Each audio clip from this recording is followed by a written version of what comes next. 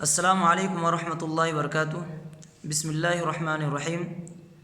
معزز ناظرین، ہمارے ایک بھائی نے سوال کیا کہ اذان کے بعد اللہم رب ہذہ الدعوۃ التامہ یہ دعا پہلے پڑھیں یا درود شریف پہلے پڑھیں، اس کے بعد یہ دعا پڑھیں، یہ سوال کیا۔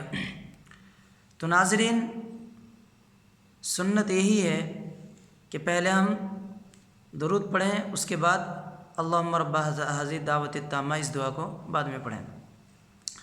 اللہ کے نبی صلی اللہ علیہ وسلم نے فرمایا، اذا سمعتم المؤذن، جب تم مؤذن کو اذان پڑھتے ہوئے سنو، اذان کہتے ہوئے سنو، فقولوا مثل ما یقول، تو جیسے جیسے مؤذن کہتا ہے ایسے ایسے تم بھی کہا کرو۔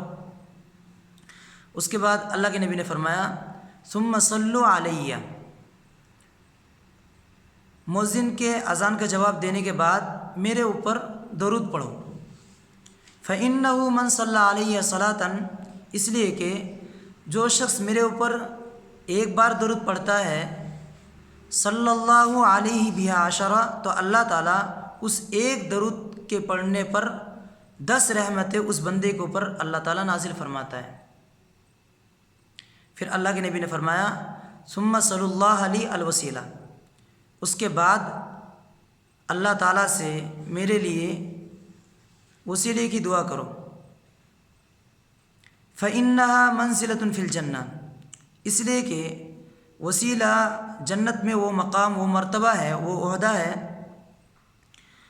لا تنبغی الا لعبد من عباد اللہ، جو اللہ تعالیٰ کے بندوں میں سے صرف ایک ہی بندے کو وہ مقام، وہ مرتبہ ملے گا۔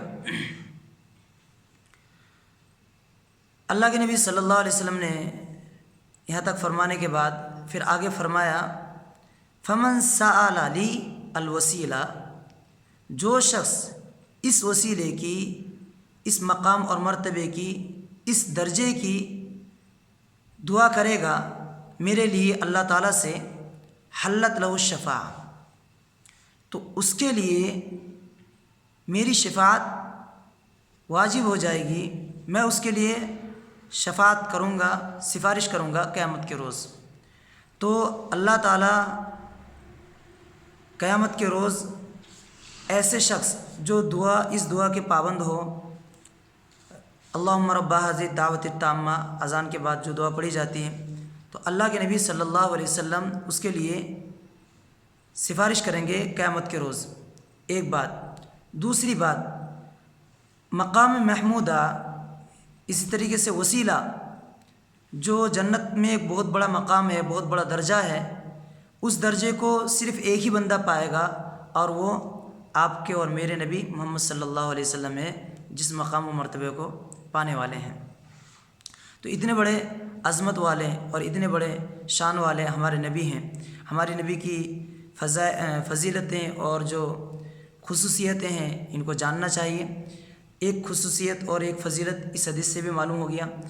اس طریقے سے ایک سنت ہمیں اس حدیث سے یہ بھی معلوم ہوتا ہے کہ پہلے ہم مؤذن کے اذان کا جواب دیں، جواب دینے کے بعد درود شریف پڑھیں، اس کے بعد دعا پڑھیں، اللہم رب ہذہ الدعوۃ التامہ، یہ دعا پڑھیں۔ اس دعا میں ہی وسیلہ ہے۔ اللہ تعالیٰ سے دعا ہے کہ اللہ تعالیٰ ہمیں قرآن اور سنت کے مطابق عمل کرنے کی توفیق عطا فرمائے، اور قرآن و سنت کو سمجھ کر ان پر قرآن و سنت کے مطابق ہمیں صحیح عمل کرنے کی توفیق عطا فرمائے۔ السلام علیکم ورحمۃ اللہ وبرکاتہ۔